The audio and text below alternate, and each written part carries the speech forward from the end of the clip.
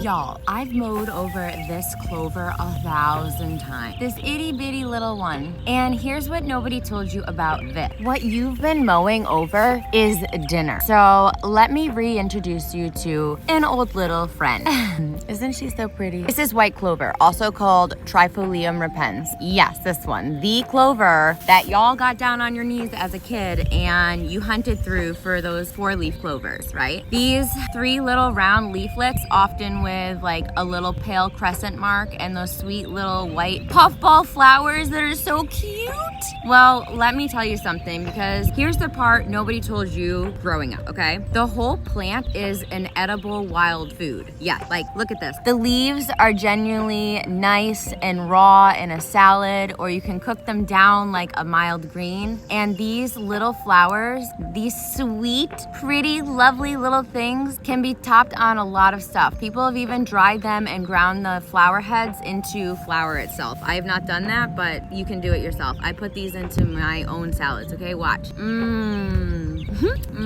It's a little mild, a little sweet, and this is a real wild edible hiding in plain sight, basically in every lawn in America. And honestly, here's me keeping it 100 with you, because I always do. If you go searching for white clover online, you are gonna find this huge plethora of a list of medicinal claims that it treats coughs and pain and all kinds of things. And I have to be straight with you, those are traditional uses, not proven science yet. But y'all know that I am so into medicinal stuff like mushrooms and all of it. So I'm not gonna stand here in my yard and promise you that these little flowers fix anything, because that's not being completely honest with you, and you deserve complete honesty. And one real note is that clover has mild plant estrogen like compounds in it. I'm not gonna sit here in my yard and promise you that these little flowers fix anything, because that is not being 100% honest with you, and y'all deserve complete and total honesty. And one real note is though that this clover is mild plant estrogen like compounds, like they have phytoestrogens in them. So medicinal amounts are generally okay, but I would check in with your care team type thing, because if you're pregnant or you have like some hormone-sensitive conditions, you might want to see if these are okay to nibble on. But as a fun little nibble for most folks, these are lovely. As medicine, talk to a pro, okay? So how does this relate to our nervous system? Well,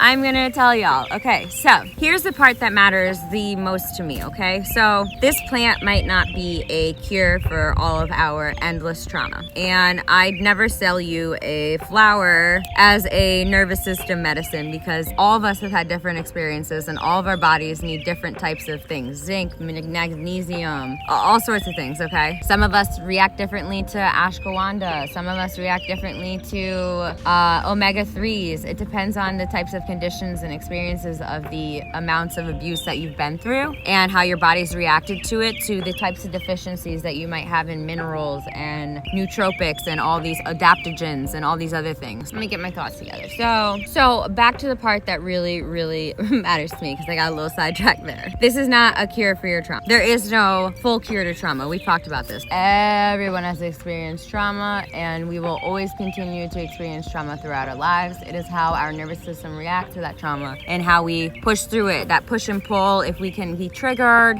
and if we can breathe through it and calm our bodies, that is healing, okay? We can still be triggered, we can still feel those moments, but for us to push through them, that's us getting into our healing, okay? And I have a whole 25-minute video that I posted recently, probably 2 weeks ago, that y'all can go look on it, where I kind of explain this into a deeper thing. It was on Mother's Day. I had a nervous system reaction. But anywho, like I said, I would never sell you a flower as a nervous system medicine, but the act of doing this, running your hands through this, being grounding and touching the earth. We are electrical beings, okay? Literally, our synapses between our bodies and our brain and our nervous system is electrical. We are electrical beings. And this connecting, that is the real medicine, because when your body's been holding in chronic trauma, it lives racing. It lives scanning for the next threat. And right here, right now, us crouched in this little clover, parting these leaves, feeling them, tasting that mild sweet flower on our tongues. That's our five senses. That's my five senses pulling me into this exact moment. That is grounding, and that is a body that is truly here in the graph. It can't be lost in the past and all that at the same time. I can't be pulled back into a trauma trigger when I am literally feeling and breathing and putting all of my senses into something that is electrically connecting our body. This is our five senses pulling us into this exact moment, and this is grounding. And a body that is truly here in the grass, it can't be lost in the past at the same time. So you can also like think to yourself like, ooh, what's growing here? Which is like the literal opposite of danger scanning. Plus being outside in the light, our hands in the earth, which is generally also supports a regulated nervous system. You've got something real here. Get outside. Stop staying inside of your damn home, okay? The clover is just out your door. The presence is our medicine. So first, I also just want to say this, only ever forage what you can ID with total confidence. For this one, you want to have at least 3 round leaflets, often with, of course I pick a 2-1, with pale crescent, and you want to have these white pink puffball flowers. And when in doubt, don't. Second, never pick near roads because they could get sprayed or where pets go. This is in my clean yard where I am comfortable tasting. And third, y'all should definitely still rinse it and keep it to small amounts, okay? It's so unbelievable that a clover that you and I have mowed over 1,000 times, we've been mowing over a wild edible this whole time, and you're seeing your own lawn with new eyes right now. Go heal, sunshine. I believe in y'all. Bye.